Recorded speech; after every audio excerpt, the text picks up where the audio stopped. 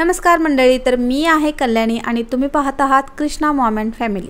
चला तर मग मस्त अशी खमंग धपाटी बनवूयात। आता तुम्ही याला धपाटी म्हणता का थालीपीठ म्हणता ते नक्की मला कमेंट बॉक्स मध्ये सांगायचंय। तर धपाटी बनवण्यासाठी सगळ्यात आधी काय करायचंय, हिरवी मिरची, लसूण आणि जिरे मस्त असं मिक्सरला बारीक करून घ्यायचं। आणि ही आहे धपाट्याची भाजणी किंवा धपाट्याचं पीठ। तर पीठ व्यवस्थित चाळून घ्यायचंय। त्यामध्ये घालायचे हळद, मीठ, चिमूटभर ओवा आणि धना पावडर टाकायची थोडीशी, कारण की जेव्हा धपाट्याचं पीठ बनवलं जातं तेव्हा त्यामध्ये धने थोडेसे भाजून घातले जातात, त्यामुळे करताना थोडेसे धना पावडर टाकायचे आहे।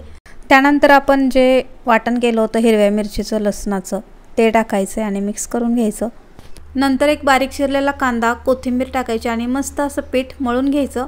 पीठ मळून झाल्यानंतर 5 ते 10 मिनिटं त्याला रेस्ट करायला ठेवायचे आणि लगेच धपाटी बनवायला घ्यायची। तर धपाट्यासाठी आपल्याला लागणार आहे तेल, पाणी आणि कॉटनचा कपडा। तर काय करायचं आहे, हा कॉटनचा कपडा पाण्यात बुडवून घेऊन असा थोडासा घट्ट पिळायचा, जास्त घट्ट पिळायचं नाही, थोडंफार पाणी राहिलं पाहिजे त्या कपड्याला, म्हणजे जेव्हा आपण धपाटे थापेल आणि तव्यावरती जेव्हा टाकेल तेव्हा ते कपड्यापासून सहज वेगळं होईल। आता तुम्हाला हवा तो आकाराचा एक गोळा घ्यायचा आणि व्यवस्थित असं धपाटं थापून घ्यायचं। धपाटं थापताना जर हाताला चिटकत असेल तर अधूनमधून पाण्याचा हात घ्यायचा आणि धपाटं थापायचं।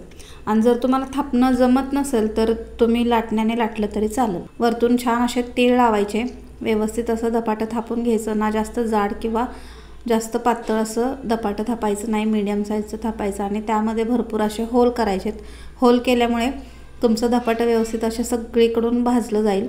तव्यावरती तेल टाकायचं आहे आणि त्यानंतर आपण थापलेलं धपाटं टाकायचं आहे। जर धपाट्यापासून कपडा लगेच वेगळा होत नसेल तर वरतून थोडंसं पाणी शिंपडायचं, लगेच तो कपडा धपाट्यापासून वेगळा होतो। झाकण ठेवायचं आहे आणि छान असं खरपूस भाजून घ्यायचं आहे। चला तर मग मस्त असं गरमागरम धपाटे किंवा थालीपीठ तयार आहेत। धपाट्यासोबत तुम्हाला काय खायला आवडतं, दही की उसळ, नक्की कमेंट बॉक्समध्ये सांगायचं आणि व्हिडिओला एक लाईक जरूर करायचं आहे। तोपर्यंत बाय बाय।